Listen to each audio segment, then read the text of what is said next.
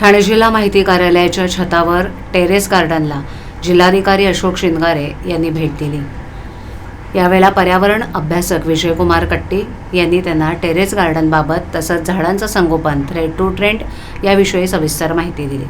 यावेळेला ठाणे जिल्हा सैनिक कल्याण समितीचे नागरी सदस्य दिलीप गुप्ते, सहाय्यक पोलीस उपनिरीक्षक सुनील भाट, जिल्हा माहिती कार्यालयातील कर्मचारी राजू भोये, स्वरूप फुले उपस्थित होते। जिल्हाधिकारी अशोक शिंगारे म्हणाले की टाकाऊ वस्तूंपासून टिकाऊ, उपयोगी, स्वस्त अशी वस्तू निर्माण करणं हे अत्यंत कौतुकास्पद आहे।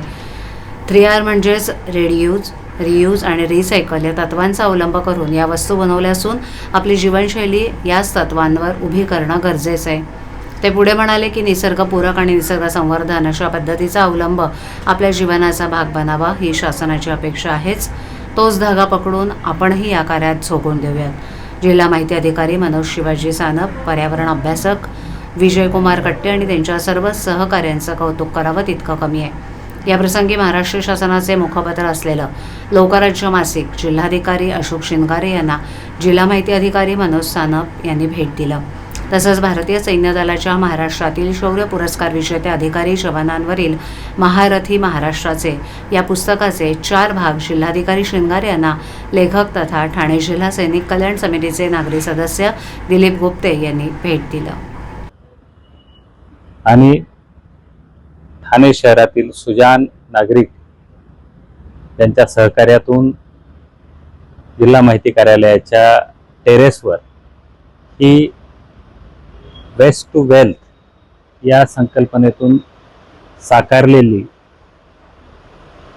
उपक्रम, आज त्या उपक्रमाची मी पाहणी केली। खरंच शब्द अपुरे आहेत।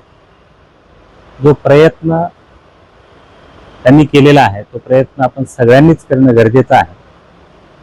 भारतीय संस्कृतीमध्ये वेस्ट टू वेल्थ किंवा त्याला 3R प्रिन्सिपल्स म्हणतो, रियूज, रिड्यूस अँड रिसायकल या तत्वाचा अवलंब करून